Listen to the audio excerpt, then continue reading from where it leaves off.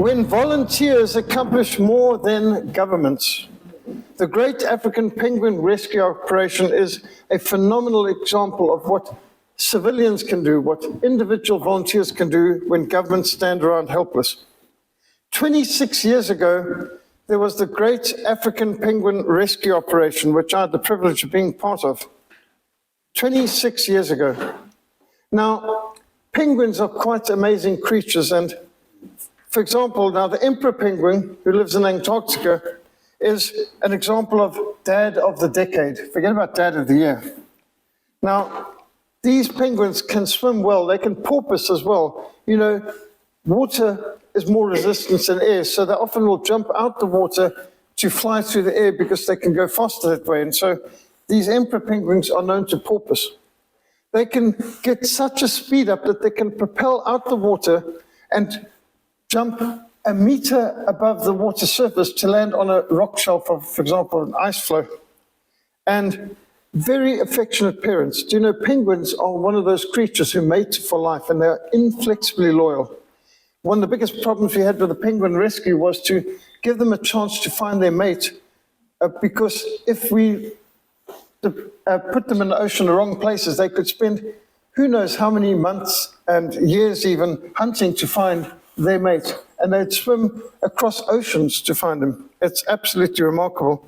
So penguins are inflexibly more loyal than, I'm sorry to say, many people are. By the way, eagles and hawks are the same, as are swans.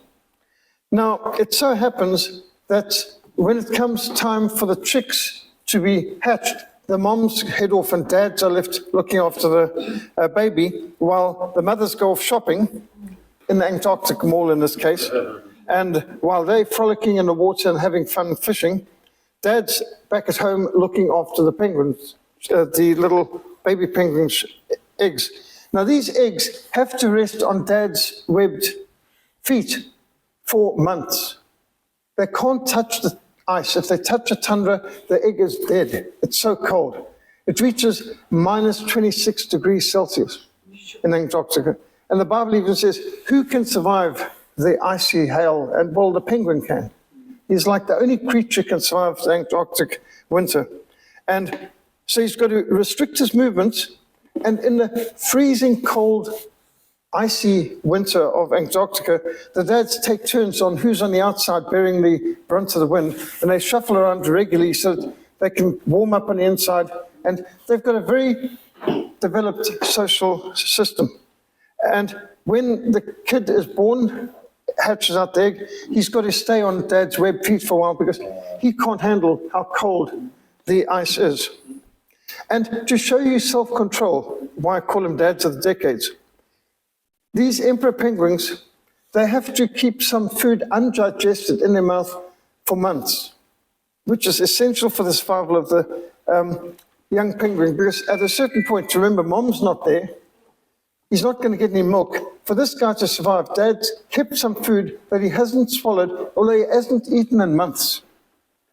He can't get to the water because it's too far away, and he's in the hinterland of Antarctica, and he regurgitates some of the food that he's kept there just for the baby. And then they have nurseries, and the kids get together to play or whatever they do, and when the spring comes, the skua birds come, and the skua birds might target the baby penguin. So the chicks are protected by like a laager. The dads form a circle, and they protect them. And they're obviously successful because there are over 600,000 emperor penguins in Antarctica. So they've obviously been super successful. And when baby chicks growing now several months, mom comes back from a shopping spree, and at last dad can get a chance to go off, and by now he's lost a lot of weight. And so he's off to go and get some fishing done, and the little ones are now left with the moms. And so the emperor penguins really should be considered for dads of the decade. There's 18 different species of penguins, by the way. The emperor penguins, by way of contrast, are a meter high. Our African penguins are 1 foot high. An emperor penguin weighs about 35 kilograms. An African penguin weighs about 3 kilograms. So you get the contrast. And of course, you get the smallest penguin in the world, the fairy penguins that you get in Australia. Emperor penguins, 270,000 breeding pairs, couples, and that works out to over 600,000 emperor penguins. The Adelie penguins, about 2.5 million breeding pairs. The Gentoo penguin, 750,000 breeding pairs. The chinstrap penguin, which is very, very short, they are about 8 million individuals. The king penguin, which we get on Prince Edward Island, for example, which is South African. It's one of our weather stations. If you want to know what the weather's like, probably Prince Edward Island's informed us. Well, they've got 2.23 million breeding pairs. The little blue penguin, 350,000 to 600,000 individuals. African penguin, less than 50,000. By the way, there were millions of African penguins here when the Dutch first arrived, but unfortunately they got horribly hunted and harvested, and particularly the eggs were harvested as well a lot at one time, so unfortunately not very good ecology early on. Now we've got 50,000. The Galapagos penguin, less than 2,000 individuals. That's the island made famous by Charles Darwin, for example. So we've got a bunch of different penguins out there, and one lot, the rock hopper, sort of looks like some punk rocker, but you get those guys out at the southernmost tip of South America. Well, the penguins are very well organized, and they've got a whole social structure there. By the way, a male penguin proposes to a potential mate by putting a pebble at their feet, because they build their nests with pebbles. That's a lot cheaper than gold rings, let me tell you, and diamond rings. In Cape Town, we've got the only urban penguins in the world. In 1980, they just came ashore near Simonstown and just made their own urban colony. And Boulders Beach is a place where you can swim with penguins. And I've swum with penguins, and my children have often. But in 1994, the government decided to declare it a national park. They put a wall around it, and they put a toll booth and started to charge you hundreds of rands to enter. Not that the government did a single thing to create this colony, and we for years were just going there without any toll gates at all. But it's a beautiful site, and it's a good place for visitors to go, and it's quite a tourist attraction now. It's the one place in the world that you can see and actually swim with penguins. And they know how to swim. They're very clumsy on land. I mean, it takes them about 10 steps to go 1 meter. But in the sea, they can swing rings around you. And they like little torpedoes. And Mr. and Mrs. Penguin are inseparable. So 26 years ago, the largest penguin rescue operation in history took place right here in Cape Town.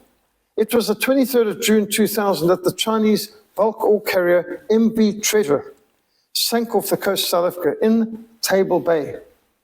Between Dussin Island and Robben Island, which together support the largest colonies of African penguins in the world.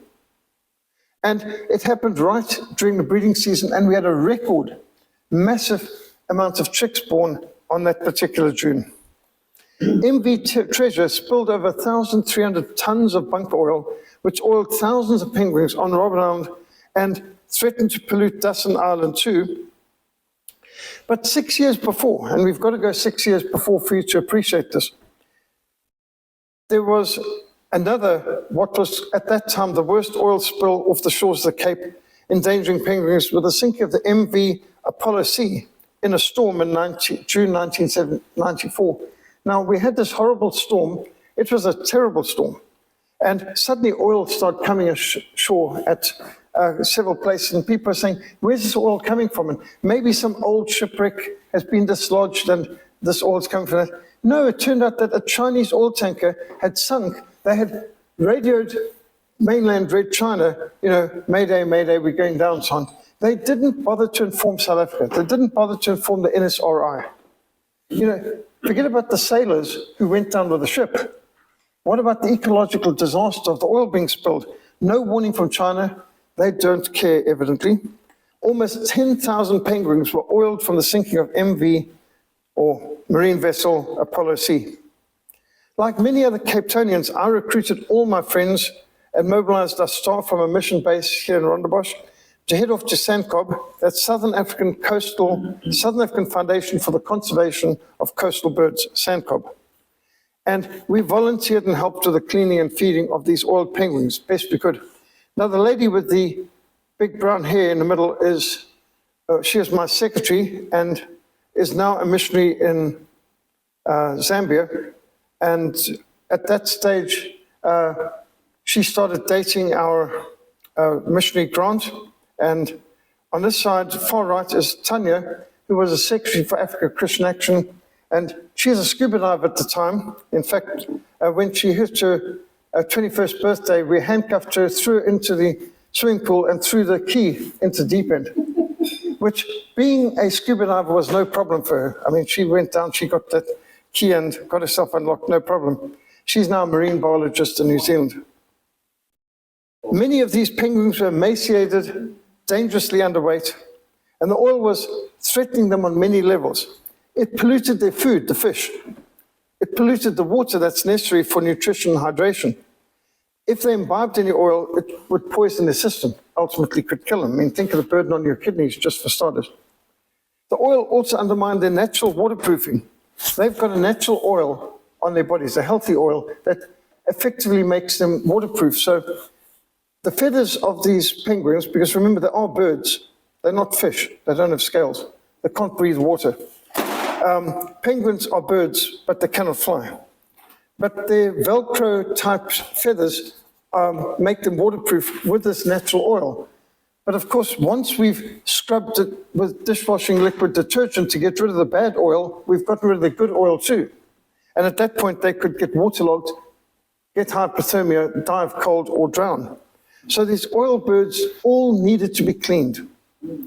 Many needed medicines, and they all needed food. Some of them hadn't eaten in days, and some were so light. I mean, I picked up some penguins that couldn't have been more than a kilogram, and they should be 3 kilograms.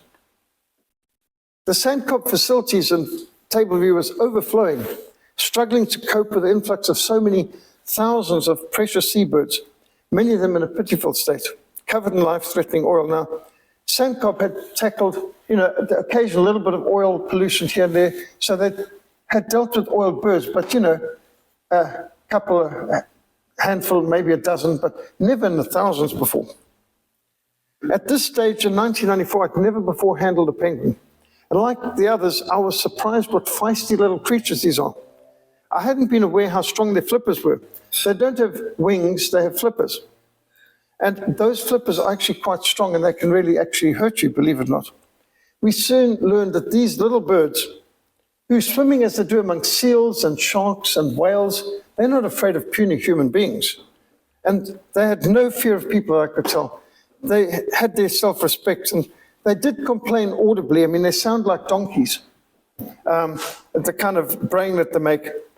But they took bites at us with their sharp beaks. Now, they don't have teeth, but they've got very sharp ridges in their beaks, and they can cause serious injuries. I had every one of my fingers and thumbs bruised in 1994. I'm proud to say that in 2000, I only had one thumb bruised. But we were given the kind of useless gloves, like what doctors would use, those kind of plastic gloves, which at the end of the day, I went like this, and the gloves just fell off. I mean, they were all bitten through. Nothing like the tough plastic construction gloves that we're using in the year 2000. So they all took a chance. We had little training. We had virtually no orientation, and there was no protective gear to speak of. But our first task was to clean these oiled penguins. To achieve this, we had a few buckets, sunlight liquid detergent, which is not exactly ideal, but that's all we had in 94, and brushes to help us scrub off the oil. And when we say brushes, sometimes it was just a toothbrush. And after a while, we worked out a pattern. One would clean the penguin, another would rinse him in a separate bucket, which wasn't good enough. In 2000, we'd realized you need 2 people to clean a penguin, not one, but we were understaffed, so all kinds of standards went out the way.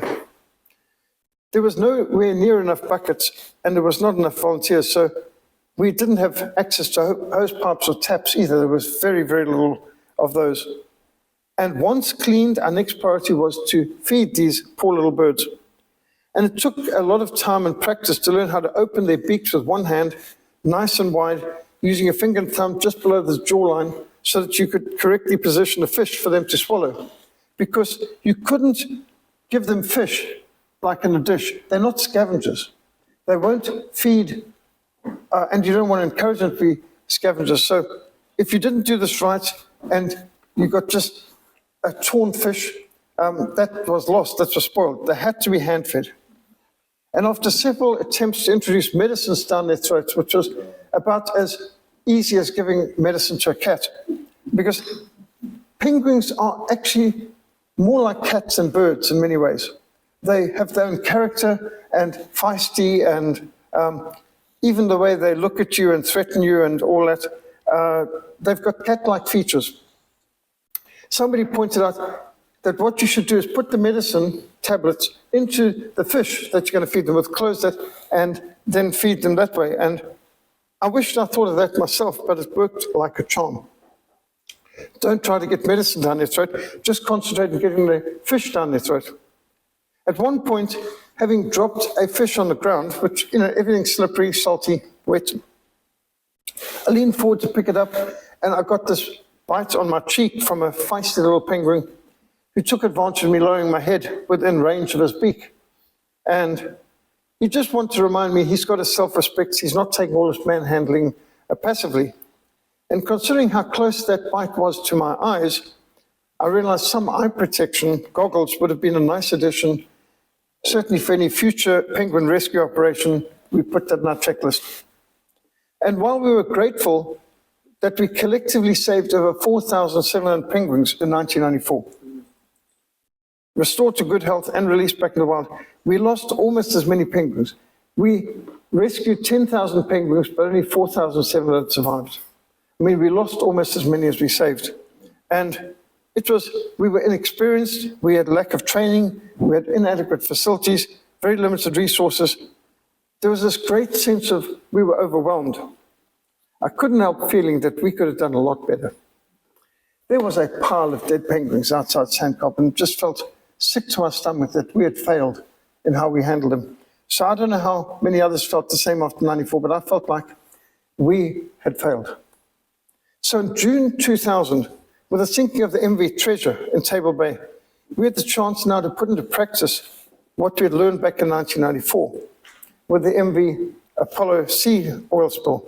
Now, this disaster, I've got to give a bit of background, it was absolutely catastrophic. This disaster evolved in slow motion.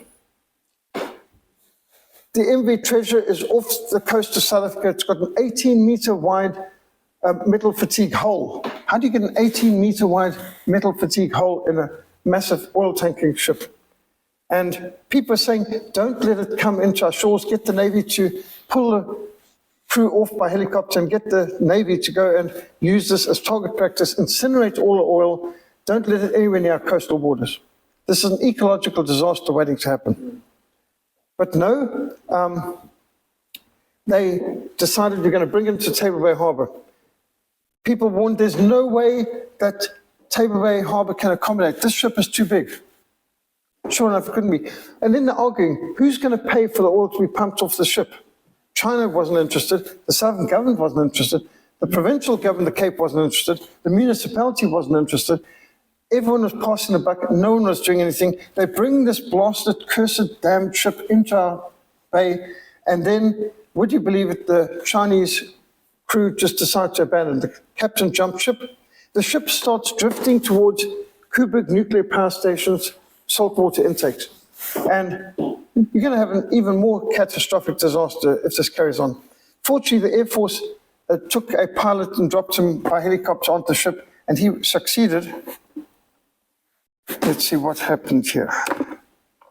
Once again. And he succeeded in taking the ship back out to sea so that it could sink in Table Bay and not crash into our power station, which was insane. So this was an ecological catastrophe of the highest order. And like many thousands of Cape Townians, I and my daughter Andrea and numbers of our staff headed off to Sandkop to volunteer our time to rescue and rehabilitate a much larger number of penguins, oiled and endangered in this latest sea disaster. MV Treasure was registered in Panama, but was owned by a Chinese shipping company, Universal Pearls. Apparently the same creeps who owned the MV Apollo C, which had caused so much of environmental damage back in 1994. Oh, do we hate the Chinese government? Evil, evil people. They do not care about the environment. The biggest polluters in the world and the worst human traffickers, the worst of so many things. But as far as the threat to the penguins, no one's been worse than the Chinese government. 18-meter wide hole in the hull due to metal fatigue. I'd call that gross criminal negligence. For an oil tanker, the authorities wanted to tow the ship into Cape Town Harbour for repair, but many warned that there's no way the ship could fit in, it would be too big to fit in the harbour, which is true. Just like you couldn't fit the Teddy Roosevelt aircraft carrier into Table Bay Harbour back when they visited either. The oil coming from the MV Treasure was of the heaviest, most vicious commercial fuel that can be obtained from petroleum. Bunker oil, also known as fuel oil, is what remains after the lighter fractions like gasoline and kerosene and diesel have been removed by distillation. So the hideous material is contained in this crude petroleum, which is not distilled because the boiling point is too high to be conveniently recovered. So bunker oil is much darker in color, far denser, significantly more serious contaminant than other less dense oils. This is the worst kind of oil spill possible. And MV Treasure's bunker oil spill was described at the time as the worst environmental disaster in South African history. And there's no close second contender for that. Particularly as it threatened the African penguin breeding grounds of Robben Island and Dussin Island. And at that time, Robben Island Nature Reserve was home to 14,000 African penguins, and 6,000 African penguin chicks had just been born, the largest harvest of newborns in their history, which was absolutely phenomenal, at least in our living memory. Scuba divers confirmed the ship had suffered structural damage. Oil was rising from cracks in the hull. The engine room vents were leaking a steady stream of oil. So the divers succeeded in closing off these leaks, reducing the amount of oil polluting the surface, and the dive team continued to seal off the oil leakages from the wreck, which is no doubt a very dangerous and difficult task. But within 3 days of sinking, the dive team had sealed off any further leaks from the ship. The cleanup now included workers loading kelp covered in oil into trucks and vacuuming up the pools of oil with specially designed vacuums. You need a very special kind of vacuum for the sea, that's for sure. In addition, booms were used to keep the oil from entering Cape Town Harbour. Now, oil floats to the surface, obviously, and so they could put booms up to at least stop the oil moving closer towards the harbour itself. And the South African company Biomatrix was contracted to help clean up the oil slick, which was polluting the penguin's habitat. And the product soaks up the oil and encapsulates the oil without absorbing the water. And it proved to be effective in breaking down and digesting the oil. With the many lessons that we had learned since the 1994 Apollo C disaster, the Southern African Foundation for the Conservation of Coastal Birds, SANCCOB, worked together with an international team, and this time the best came in. International Fund for Animal Welfare, World Wildlife Fund, amongst others. I mean, these were the stars. And they brought into Cape Town some of the best marine biologist experts from New York Zoo, Chicago Zoo, from Canada, from New Zealand, from all over. And they worked together to rescue and rehabilitate these endangered birds. 40,000 African penguins, virtually, well, the overwhelming majority of African penguins in the world were endangered. This was a catastrophic event. The existence of African penguins was literally at stake, particularly with these little chicks. And by the way, the chicks, when they're born, they don't have waterproof feathers. They can't swim. They couldn't survive. They are land-bound. Within 10 days of the MV Treasure spill, over 20,000 oiled African penguins had been admitted into the rehabilitation center, which was in the Indabini Maitland area. In this massive warehouse and observatory filled with portable pools, which were donated by the Port of Pill Company, we volunteers were mobilized to clean and feed these oiled birds. It was an incredible operation. Huge railway warehouse, secured to use as a rehabilitation center, covered 5 acres of covered space, and there was an additional 6 acres of outside open air area that was used for pens and pools to house the birds once they had been cleaned, to enable them to build up their natural waterproofing before they could be released back into the wild. And that took at least 6 weeks. You couldn't release a penguin who just had all oil scrubbed off him into the wild until he had recovered his natural oils, which would be at least 6 weeks. More than 3,000 orphan chicks were collected for artificial rearing. Now, it doesn't mean they were actual orphans. Their parents might still be alive, but they were separated from their parents. And so these were parceled around homes in Constantia and all over the place. You had people hosting chicks either in their bathtub or in their swimming pools. And they need to be hand-reared, they need to be hand-fed with syringes. Lots of little penguins. And Cape Townians really came together. There are a number of cormorants, seagulls, and other shorebirds who were rescued, but far less of them were impacted than the penguins. You notice how they're using the barriers there to try and herd the penguins, because these guys can run rings around us once they get into the water, of course. But when I say run, swim rings around us. 400 tons of fish were fed to the birds. And by the way, I&J donated vast amounts. So it was amazing. We didn't have to buy fish. Fish was donated. Some days as much as 10 tons were fed, because when you get the first wave of penguins coming in, they're emaciated. I had birds who could eat 10 or 11 fish in a row, one single penguin. And it's like, are you hollow inside? But 7,000 tons of beach sand were brought in for the bird pens, and 7,600 liters of detergent were used.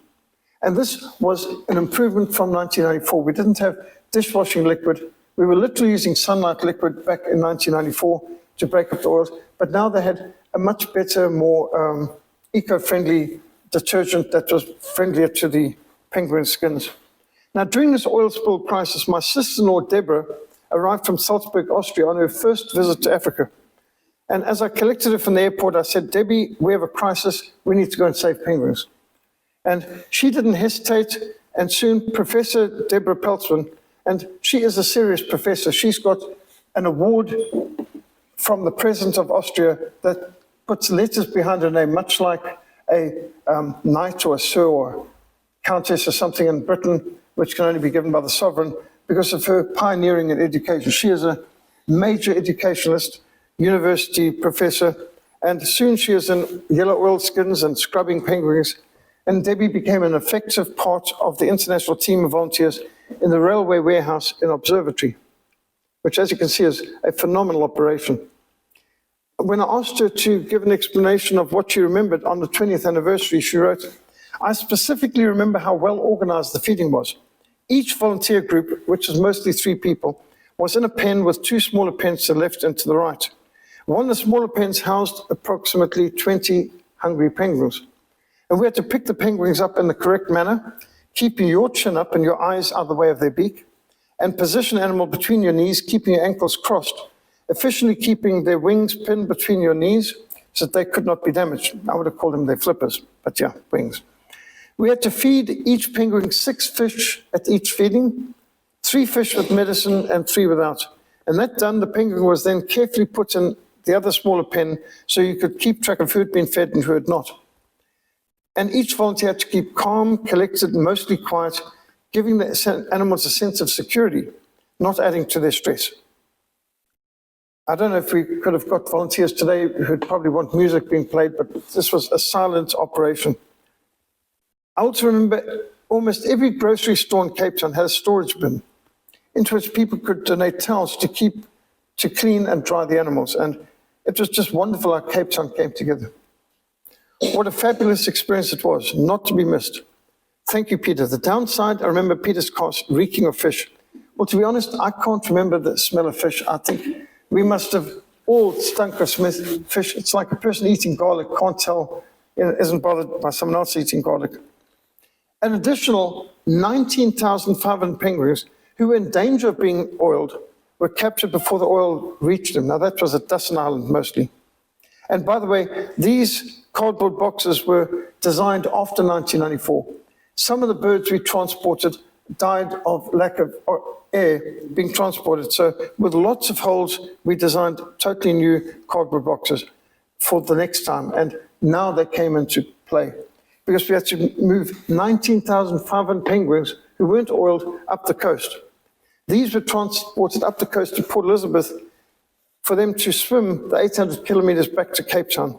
So they were released into the ocean, and the logic, this is a genius move. Why take in penguins, take them out of their natural habitat where you've got to feed them and house them? If they can feed themselves, just take them away so we can clean up their beaches and habitat and give them time to swim back. And they thought Port Elizabeth would be far enough away. And they were able to feed themselves in the wild and swim back to the Cape. And this relieved a lot of the logistical challenge on the cleaning up teams. These penguins, they chose 3 to carry GPSs. One was called Peter, the other was called Percy, and the third was called Pamela. Fitted with GPS transmitters to monitor their progress. And here's, for example, Pamela penguin's progress. Peter betting herd 1. Actually, Peter penguin got back to his home first, and Pamela must have been shopping on the way. And people were making bets as to who would win. I mean, literally tracking their movements and so on. Now, this rehabilitation operation lasted over 3 months. It's the largest penguin rescue operation in history. 130 international team members supervised 45,000 volunteers. And I mean, this is absolutely amazing. The success of the Great Penguin Rescue of June to September 2000 was due to a lot of factors. The lessons we learned since 1994, the much larger number of volunteers, including international experts. I mean, we had the best. People who specialized in caring for penguins in the best aquariums and zoos in the world, and university lecturers and so on, and university professors from Austria even. We had learned more about transport, and I think these cardboard transport boxes made a big difference too. The rapid arrival at the rescue centers of people trained and capable of administering emergency care was critical. You didn't have penguins who were floundering around in oil for a week before they were captured. No, I mean, it was all like within days and within hours they were being cleaned up. Now, of the penguins caught and rehabilitated and reintroduced in the wild, the mortality rate was less than would have been if they had been in the wild during normal circumstances. So we did not only saved almost all of them, the penguins had less mortality than they would have had if they'd been in the wild during that time. And I've never been proud of being Cape Townian than witnessing the massive outpouring of concern, the practical help of so many in the community to save African penguins. I tell you, the days were full, you just couldn't believe it. You just like became a machine, washing, cleaning, and feeding. And I remember getting to bed, you'd lay your head in a pillow and you're out. No tossing and turning. And the next moment, alarms ringing, and it's morning already. I don't normally sleep through the night, but absolutely, totally exhausted. We put heart and soul. And without any government help, people from all walks of life, they donated their time, they donated their resources to ensure that the penguins were rescued, cleaned, fed, and by the time they were released back in the wild, the beaches were cleaned and the penguins were safe. And here's one of the congregations of penguins at Boulders Beach. I was a guest speaker at this event. And the day that the first batch of penguins were released back in Table Bay was one of the most joyful moments in my life. There's such a sense of satisfaction, that we had done it. By the way, the government not only did nothing, but didn't help with funding or anything. But on the day that the first 1,000 penguins were released in batches of 1,000, the Minister of Environmental Affairs photobombed the event and got onto the front page of the Argus. Typical politicians. Sandcob proved to be the premier international rehabilitation center for penguins. They had coordinated the most successful operation of rescuing penguins from an oil spill disaster in history. So in the year 2000, I was invited to Sandcob's new facilities in Tableview, and we were treated really royally. And they were, how many of you were involved in the 2000 rescue? And most of us could put up our hands. And one of them asked tentatively, was anyone involved in the 1994? Well, there were two of us who'd been in 94, and they were like, wow. When these are youngsters, they'd probably barely even been born to the stage, and they'd heard about these, but you had nothing in 94. So actually, we had less than that. Didn't even know what we were doing. With the well-thought-out strategy of capturing, washing, rehabilitating already oiled birds, and capturing non-oiled birds as a preemptive measure, and then relocating them far up the coast so that we had time to rehabilitate their breeding grounds before they returned. This was inspired, and it was practical, and it worked. And the achievements of SANCOB and International Foundation of Animal Welfare, the World Wildlife Fund, and thousands of these volunteers, not only from Cape Town, but literally from across the world. They came from New Zealand, from Canada, from Germany and Austria, all over the world. People came and rallied on Cape Town. The worst ecological disaster in Cape Town's history was decisively dealt with. And when I was at the 20-year anniversary celebration at SANCOB, they said, this is the greatest animal rescue in history. And I said, excuse me, I think you're forgetting about Noah's Ark. Like, oh, yes. I said, and Operation Noah. Operation Noah rescued 18,000 animals, from elephants and buffaloes all the way down to buck and little animals in Kariba Dam, when the Kariba Dam was filling. And of course, it wasn't just one deep valley. It included sometimes little hills, and sometimes animals, seeing the rising waters, gathered on a little hill, which soon was an island, and they needed to be rescued. Many animals could have drowned in Kariba Dam as it was building up. And so Operation Noah rescued 18,500 animals, and that's massive animals in some cases. So I think Operation Noah in Rhodesia 1960 to 61 was probably the second greatest animal rescue operation in history after Noah's Ark. And so I said, we can say we're the greatest seabird rescue or the greatest penguin rescue, but I don't think we can put ourselves in the same category as Noah and the Ark, or even Operation Noah in Rhodesia. The African penguins were effectively rescued, and the damaged environments were speedily cleaned up before the first penguins who'd been transported up to Port Elizabeth could arrive back at their homes in Dustin Island. And we do look forward to the day when fossil fuels like petroleum are replaced by cleaner, safer, more environmentally friendly forms of energy. We look forward to far stricter regulation of the seaways to deal with those who would irresponsibly and carelessly pollute it. And I can be specific here, I'm thinking of Red China. Cursed communist China has been the worst pollutants in the history of the world. As we celebrate the 26th anniversary of this historic penguin rescue, congratulations to SANCOB and well done to all those who were involved in this massive effort, and those who continue to rescue and care for seabirds in Southern Africa. Because as Proverbs 12 verse 10 says, a righteous man regards the life of his animal, but the tender mercies of the wicked are cruel. And let's remember to be faithful to our mates as the penguins are.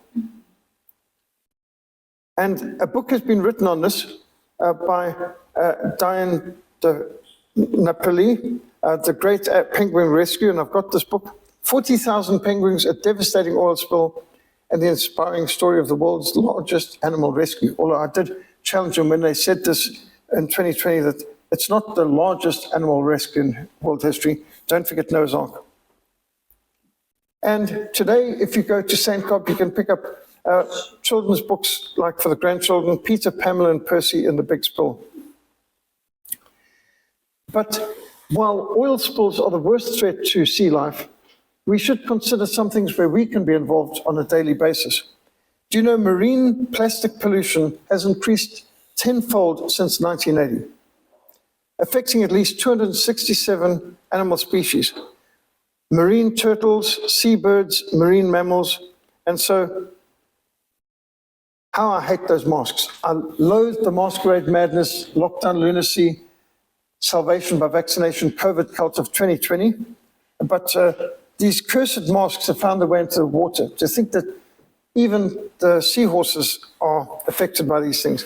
And the poor turtles must hate our plastic bags. Do you know the amount of fishing tackle and so on left by boats overboard and then snarl these poor sea turtles. But sea turtles, their primary food that they hunt would be jellyfish. Now, they've got teeth that face backwards.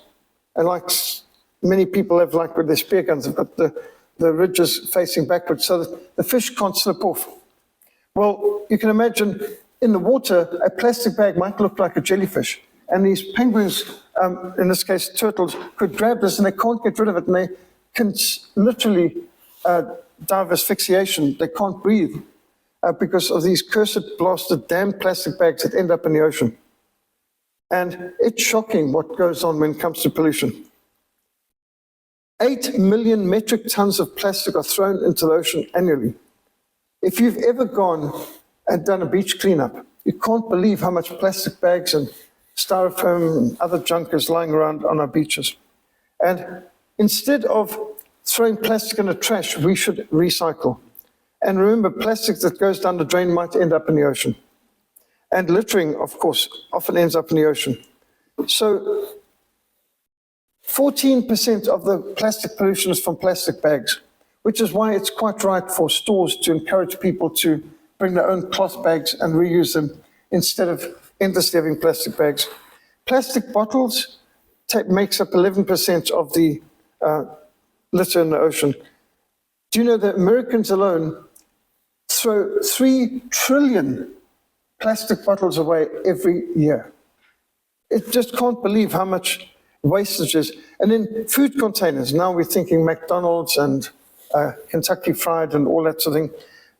When I've done beach cleanups at Sea Point and so on, you can't believe how much of this junk is on the beach. You fill up massive rubbish bags filled with this junk that is just littering our beaches. And then wrappers. Virtually every day I've got to walk down the driveway here at the mission, just pick up plastic wrappers that blow in through the gates. And people take a sweet and then throw the plastic on the floor. Disgusting. Synthetic rope, of course, is shocking as well, the amount of that which fishing vessels, normally Chinese fishing vessels, throw overboard and leave in the ocean. Fishing items, plastic caps and lids. I remember a time when all these tin cans had these removable metal tabs on them. Now they make it that you push the tab back, you don't pull them off, because they used to be lying all over the place and people would step on them. And then they redesigned the tin so that the metal cap didn't come off totally, it just stayed on, which shows at least one intelligent design improvement. Industrial packing, glass bottles, drink cans, oh my, the amount of that's out there. It's disgusting. Millions of barrels of petroleum, natural gases are polluting the oceans. The toxic chemicals in plastic containers can stay, even when the plastic is broken down, there's a lot of other contaminants. Do you know the situation is so bad that they say any fish you eat, especially sushi. No, we don't eat sufis. Okay, sushi. You know, where you pay more for the fish not to be cooked, which I think is fine for a penguin, but I'm not into uncooked fish. But apparently people like sushi.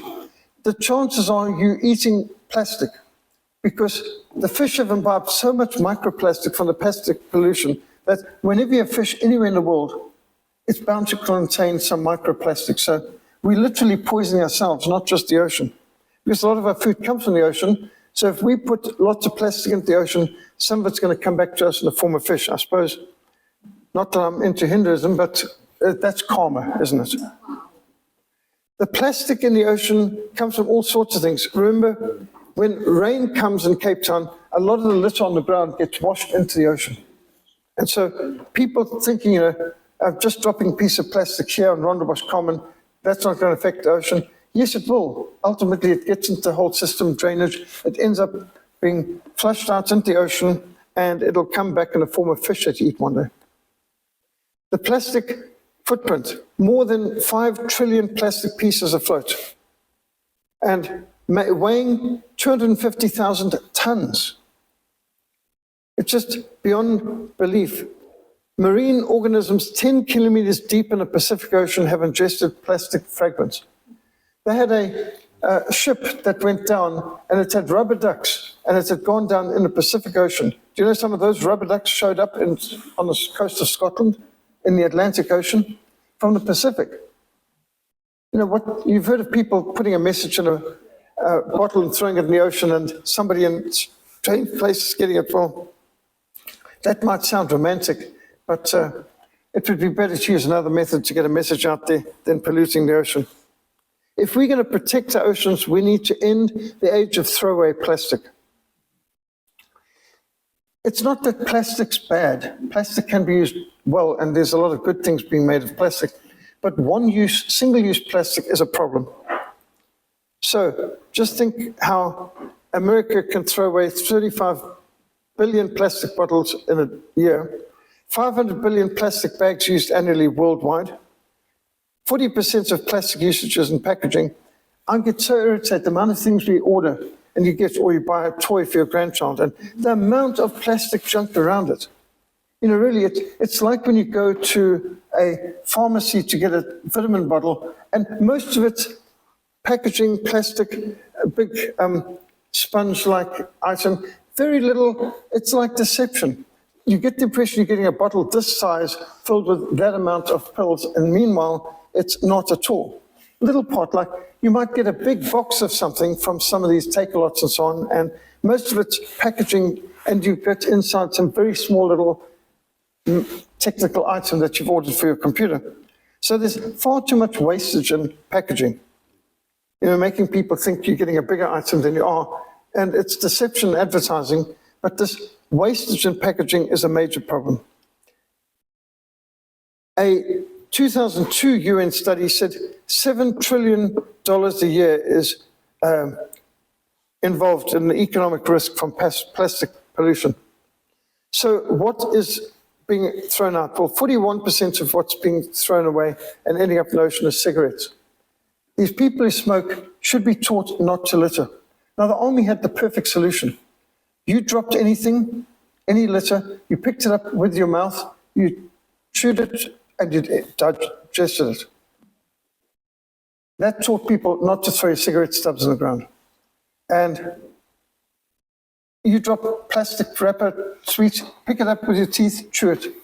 They were so ruthless because you can't have soldiers leaving litter behind in the border or in an operational area. You can't have the enemy able to track you by all the plastic junk and cigarette stubs you leave behind. So they taught us right back in training, you don't litter. Littering is wrong. And that killed the practice of littering.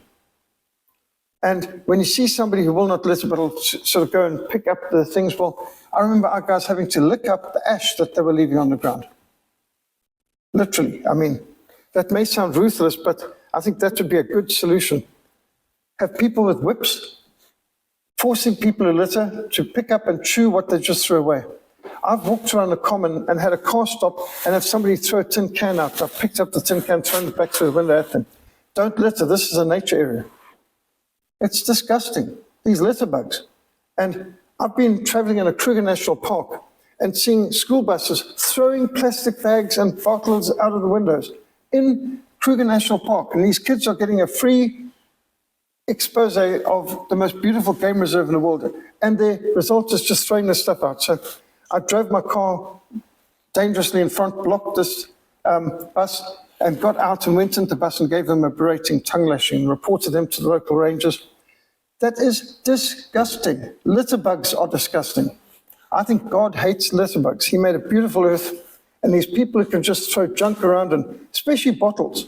The amount of times I come across broken bottles on the common, people from the vehicles just throwing out broken bottles. Disgusting oxygen thieves. How dare people like that mess up God's earth like that? We're just messing around literally, and you've got some things that'll take centuries, like these plastic beverage holders, which strangle so many sea life. 400 years they think it'll take to be able to biodegrade. Plastic bottle, glass bottles, who knows, maybe till the end of time. A cotton shirt can take 2 to 5 months to biodegrade. Aluminium can, they say 200 years. Cigarette butts, from 1 to 5 years it'll take. And grocery bags, they say 10 to 20 years. Think how much sea life it can damage during that time. So The amount of damage, these cursed styrofoam cups, 50 years to biodegrade in the ocean. Tin cans, 50 years. So these things are being thrown to our oceans, and this is what we've seen on our beaches sometimes. So we've done beach cleanups, and you just can't believe how much junk there is on the side of our beaches. And this is just after one beach cleanup. That's the litter found on the side, and this is Woodbridge Island. So this is in the Table View general area. Sunset Beach and so on, lots of rubbish. So there are 5 R's of waste management. Number 1, refuse. Say no to waste, like I don't need a straw. Refusing a plastic straw. Plastic straws are totally unnecessary. We've all been able to drink without straws. Straws might be necessary for somebody who's bedridden and can't manage to always come up. There could be a time for a straw, and yet most of us don't need a straw. So refusing that, thank you, don't need that. Reducing, using less of something. Reusing things where we can, like cloth bags, and then repurposing some things, which includes thinking of stewardship, like some things can rot as well, can use for compost. Put it in the soil. The worms, the birds, the squirrels might find use to it. God created great whales and every living creature that moves, which the waters brought forth abundantly after their kind. God created a beautiful world and a magnificent ocean. We are answerable to God for our treatment, our care, and our protection of God's creatures. For we must all appear before the judgment seat of Christ, that each one may receive the things done in the body, according to what he has done, whether good or bad. How long will the land lie parched and the grass in every field be withered? Because those who live in it are wicked, the animals and birds have perished. And what we say about the land is as true for the ocean.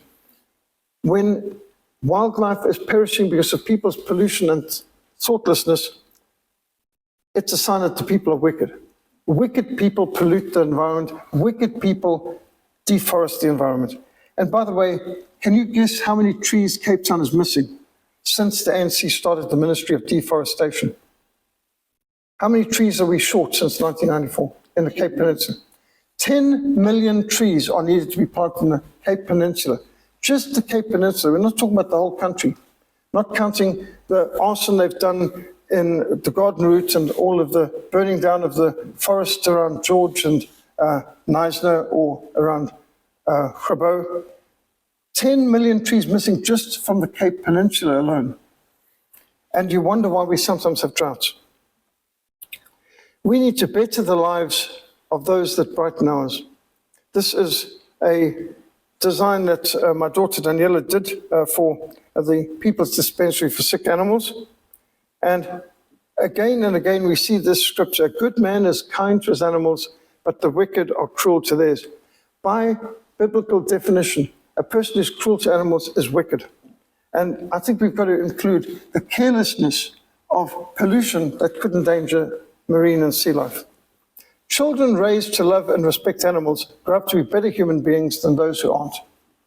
And I think it's absolutely critical. A compassionate child will make a compassionate adult.